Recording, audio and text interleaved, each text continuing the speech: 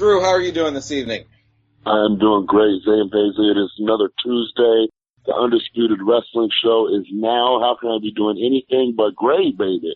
Well, I'm going to make your life a little bit greater. On the line with us, we have former OVW television champion, former WWE World Tag Team Champion, Mr. Kenn Doane. Ken, how are you doing this evening?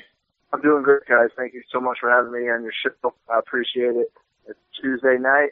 I'm in New England, and you know what? It's not snowing, so it's a good thing. It was snowing here. I live in Indiana, and Drew lives in Indiana, and it was snowing pretty, not too light on Saturday night. So it's nice to not have the snow right now. Yeah, right. It's spring. That's what they say. Yes. Well, we want to go over your whole career and especially what's going on with you right now. But I do want to get it from the start because you started wrestling at a very young age, and you actually appeared on WWE television while you were still in high school. I did. I mean, well, the way it started was I was like 12, and my mother always told me, like, find what you love to do and get paid to do it. So I was like, oh, well, that's cool. I'll just be a wrestler. It was that easy. Like, that's just what I said. All right, that's what I'll do. So then I got a ride to Stanford because I, living up in the Boston area. So I got a ride there, and I went in and I asked for an application, and they were like, for what? They're like, how old are you? They're like, go back to school, kid. Like, what are you doing? So then they kicked me out of the building, and that's when I realized, like, oh, this is a lot harder than I thought it was. Like, in my mind, I was 12, 13, like, I fill out an application, next week I'll be on Raw, look, I'm good. Like, I got this. It didn't really happen that way. So then eventually I found Kowalski's up in Malden, and I went there, and he was like, what do you want from me? And he was scared, it's third floor, rickety stairs, and it was like what you imagine a crazy dungeon type would be. That's kind of what it was. And I was like, I'm here to be a wrestler. And he's like, come back when you're 18. And I was like, with all due respect, if I go now, then in 5 years when I'm 18, I'll have 5 years experience, and then they'll hire me. And he was like, gave me this weird look, like, oh, that kind of makes sense. And so then he actually took me in. But like the first 6 months, him and the other people there, like Terry Saturn would stop in, and Albert A-Train at Bloom. I think Ty is what people might know him now as. They were still there coming in and out, so they would just like beat the heck out of me just because they were like, this 13-year-old just wants to play wrestler. But in reality, it was like, no, like this is what I'm going to do. So I just kept coming back. And then the way that it led up to the WWE stuff was pretty much like I recorded everything and I would send it to WWE every week. Even like when they first let me in the ring and I would hit the ropes, I would like record it and send it to them like, oh, this is going to work.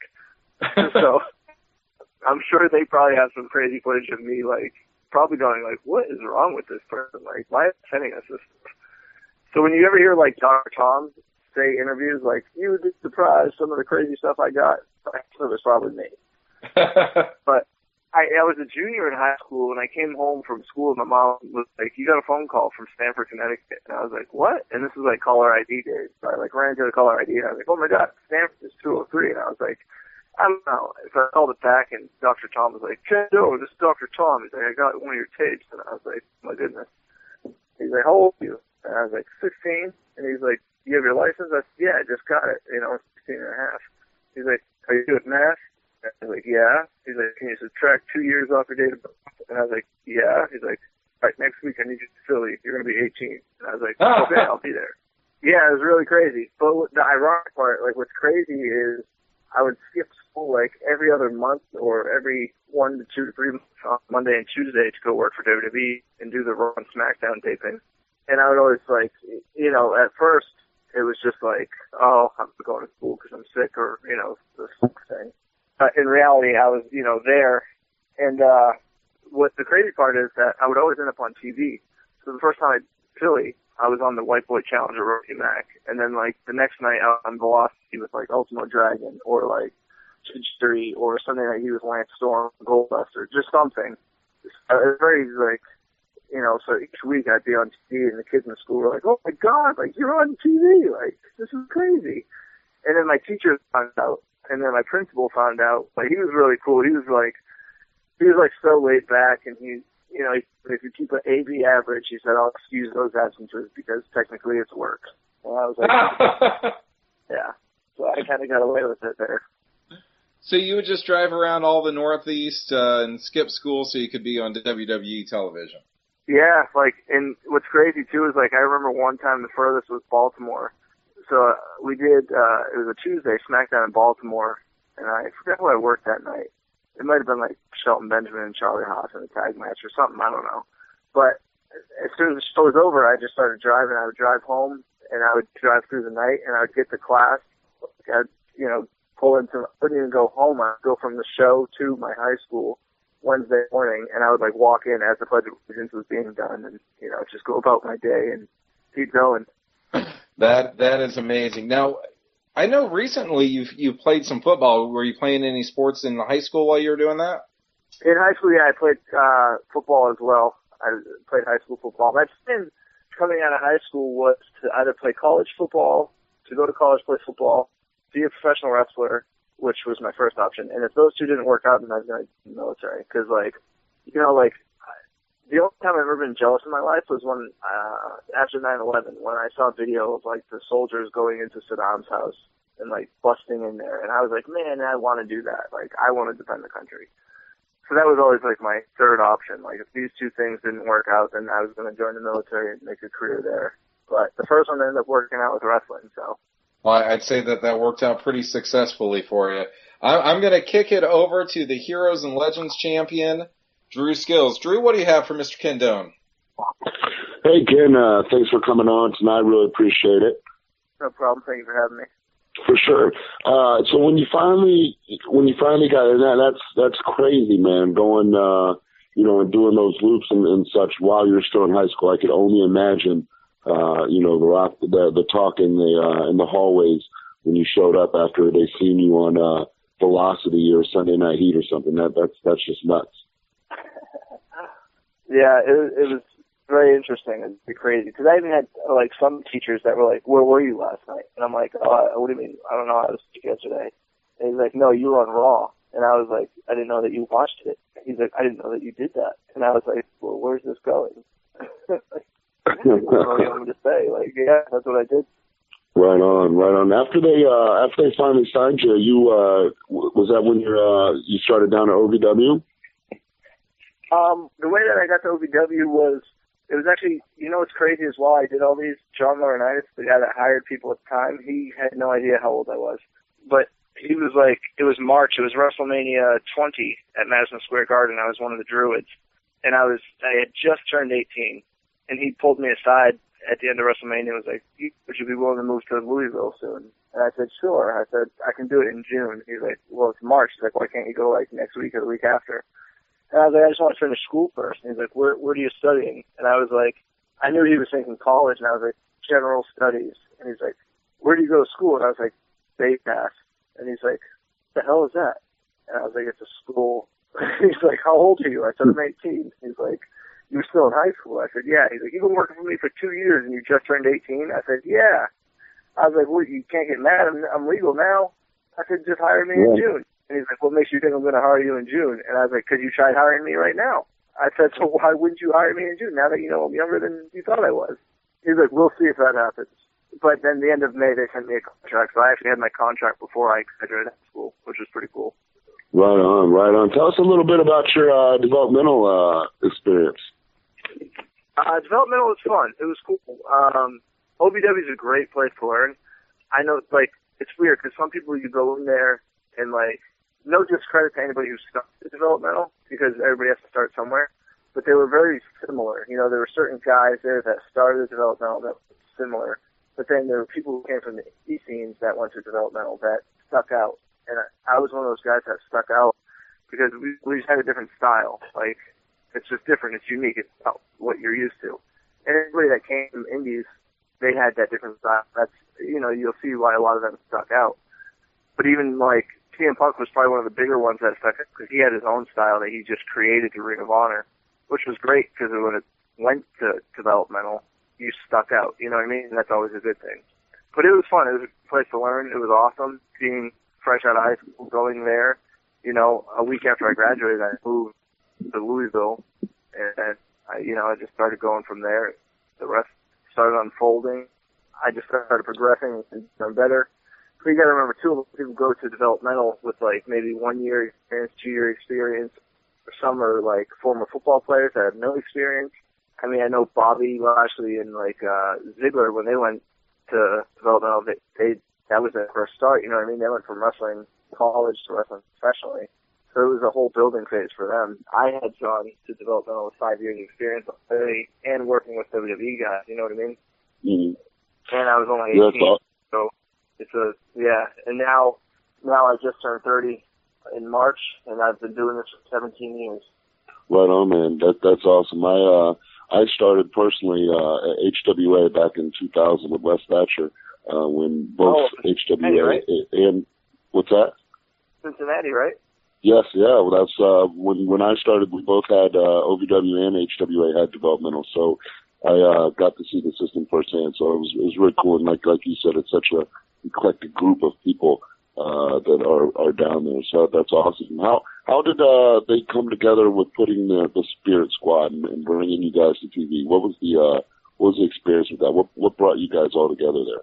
I'll say, well, I guess looking back, the whole idea behind the squad was really to bring DX back.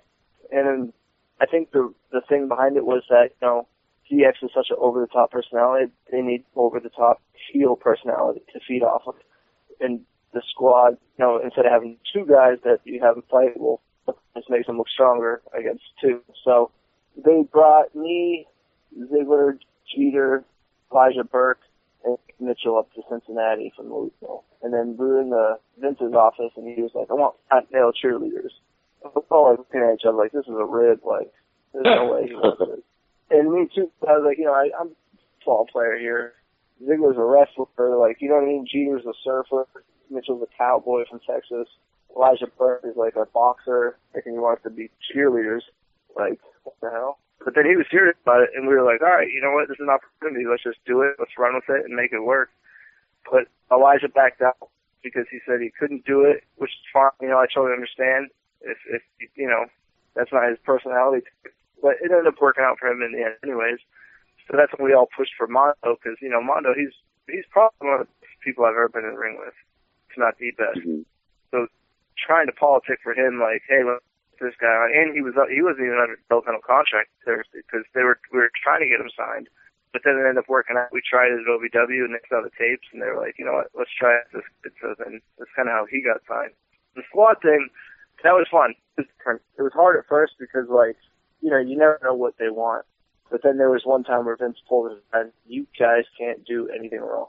He said, it doesn't matter what you do out there. He said, he said, when I watch it, I want to look like you guys are just having fun, and it doesn't even matter, you know, just go out and have fun. So that's really what it was. Like, we got paid for 1 whole year to go out and goofballs, and we were like the heel DX, I guess, you know, like we just go out and have fun and do crazy things. That's awesome, man. And early on, after the whole squad thing, man, you kind of came into your own and did your own thing. Tell us a little bit about that. Yeah, that was fun. I mean, honestly, at the time when we broke up, I actually pitched the idea to go back to development because I thought it would be too soon to go from that type of character to something else overnight. You know, like it was just, I don't know. Did I want to go back to development? No. But did I think it was best for me in the long run? Yeah. So that's kind of the way I pitched it. But they brought me back the very next week, and I was doing something else and going on with that. And I knew I was like, man, I feel like it's just so soon to do this. Like, give me like a few months back in development and then bring me up to something different. But, you know, however it be, that's how it works out. So that's just the way it happens. To do it on my own, I thought it was cool. I mean, you're limited with your freedom as opposed to developmental as opposed to up there, which I totally understand because they're paying so much money. You want to have full control over everything. You're investing that money. But like OVW with Cornette and Paul Heyman, that was the best single stuff I've ever done just because I had the freedom to.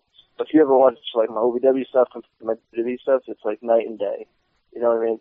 One, there's more control on me, and one, there's less control, and I get to do my thing. So both turned out pretty decent. It was fun. It was a great experience. Both, you know, worked with people that I got to work with. Right on, man. That's awesome. I'm going to kick it back over to Zane Paisley, the Bearded Wonder. This is the Undisputed Wrestling Show on Angry Marks Podcast Network. Well, once again, we are talking with Kenn Doane. Some of you might remember him as Kenny Dykstra, and some of you know him as his current work as Kenn Doane.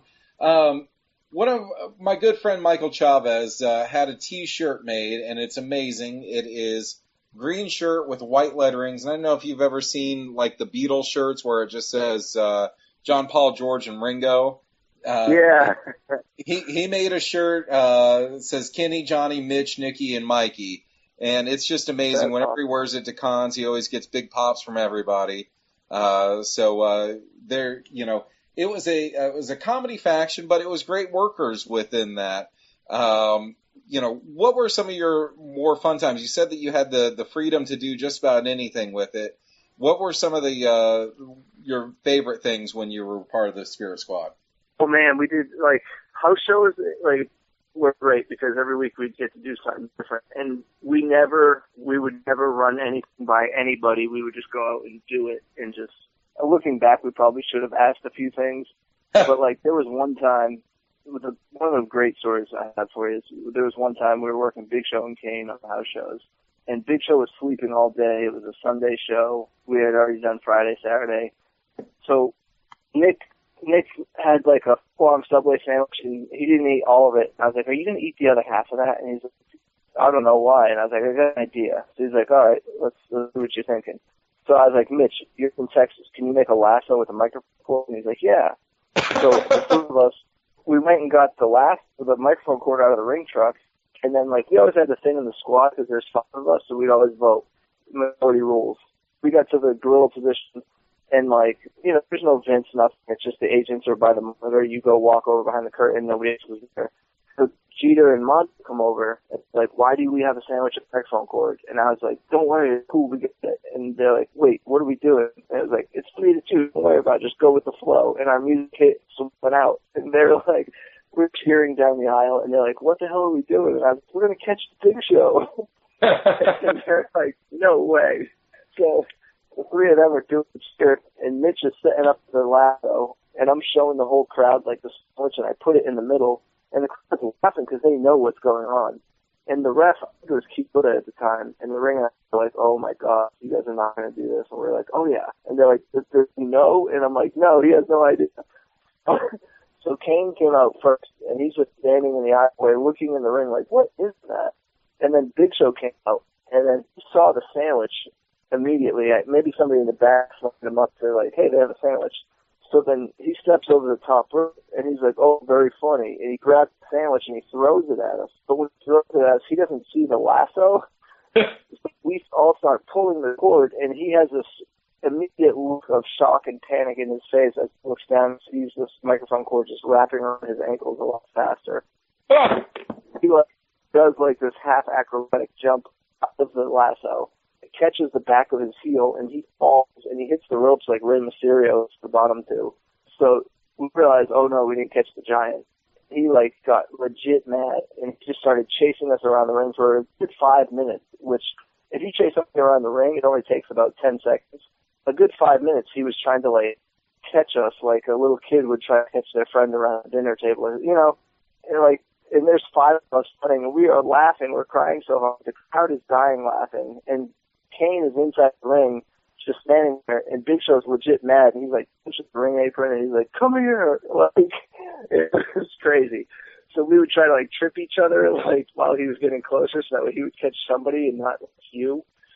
But he could catch us. So then he got on the ring apron, and he was, this whole match has changed. He's like, this is real now. And the crowd was like, ooh. So we were nervous because it was me and Jeter. It was, we were just like, oh God, here we go. But at the end of the match, we all had to feed in for choke slams. All 5 of us ran to Kane. So like, I have to give somebody a choke slam. Yeah, it was pretty funny.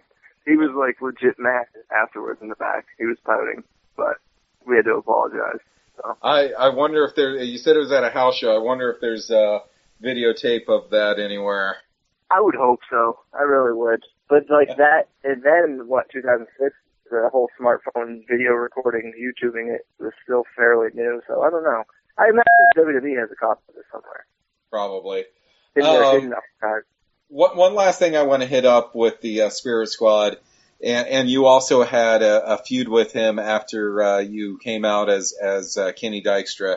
What was it like working with Ric Flair? Were you marking out the entire time, or were you cool as a cucumber? The first time I worked with him as solo, I was doing the stuff. Yeah, I was totally like looking up because I came out and I was just standing there, and then his music hit, and I remember like I caught myself clapping for him, and then Fiona was like, "What are you doing? Like you're wrestling him?" And I was like, "Oh yeah, get serious." But being that he's older, you don't want to like. I have this thing where like for some reason when you work with older guys, you can't do certain moves. And nobody ever tells me these things until after the match. Like I ball slammed Roddy Piper. And everybody in the match was like, what are you doing? And I had no idea that they were talking to me until after the match. And they're like, you can't slam Piper. And I was like, nobody told me. And I was like, that explains why he was so happy. Like, no wonder why the guy can go up, because you're not supposed to do it. But Flair, I was like nervous of the same thing. So, I was just trying to go light on him. But then he like gave me a fat lip. So then the next day we were working, and I was like, you gave me a fat lip. Like, we're going to fight today. But afterwards, it was great. It was fun to work with them. You would never know what was going on. There's like a TV in the back. Agents will meet with you and your match. They'll go over it in your time frame and all this. At Raw, all the times I worked with Flair and all that, we would never find Flair. It was me and Steamboat standing by the ring, and Flair was nowhere to be found. He was doing his own thing. And then Steamboat was like, well, the finish is a small package. He's like, we know that much. And I was like, okay, cool. And we get up to the gorilla position, and I would be Flair. And he'd be like, hey, you ready? And I was like, yeah, we'll run in like 2 minutes. He's like, okay, cool. He's like, finish a small package? And I was like, yeah. And he's like, all right, I'll see you out there. But it was, to me, I don't want to go find him and be like, hey, what do you want to do tonight? Like, that's his, I want to call the match for him, obviously. But it was a lot of fun. There was one time, it was New Year's Revolution. You know when Flair goes to the top and they throw him off? Mm-hmm. Flair has his spot. So, like, we get to the gorilla position, and right before we go out, Vince goes, if you throw him off the top rope, he's both fired. And I was like, okay. Flair goes, it's okay, I'll hit it tonight. And I was like, oh, God, here we go. So we went, the spot came, and you can actually watch this on YouTube in New Year's Revolution. I go to grab him, and he, like, thumbs me in the eye, and I sell out, and I come back, and I'm like, what is he going to do? I had no idea. And he comes off the top and gives me, like, a fist, like a potato on the top of the head, just like, but the crowd popped for it. And then when I went to the back, everybody was like, "Oh my God, you hit it! Like he hit the axe handle off the top. Like it's crazy. He never hits it." You're the one person in his entire career. Yeah, I think I am. I think I was, and hey, if I could, I would have cut myself open for that move.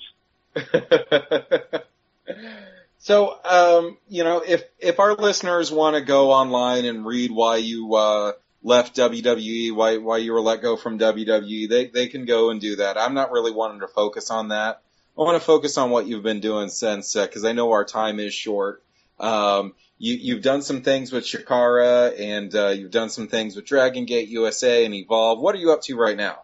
Right now I've been doing a lot of fitness shows. So when I was in WWE, I weighed 230. Now I'm about 195, 200. But I don't know. People tell me I look like I weigh more, so that's a good thing. But I've been doing a lot of men's physique shows, so I have some sponsors like Cellucor, Alpha. So I've been doing a lot of that stuff. I also work with kids on the autism spectrum. So I work with kids all the time, and I oversee their programs. I went back my bachelor's, and I'm going back currently for my master's, 2 masters, MBA, Master's of Business Administration, and my MSOL, which is Organizational Leadership. And I wrote a children's book, Billy's Bullies. I teach at different schools all across the country. Really, I go all over the place. Share that message when I have free time. And I still do wrestling shows. I'm honestly trying to do something with Ring of Honor. I just feel like I'm 30.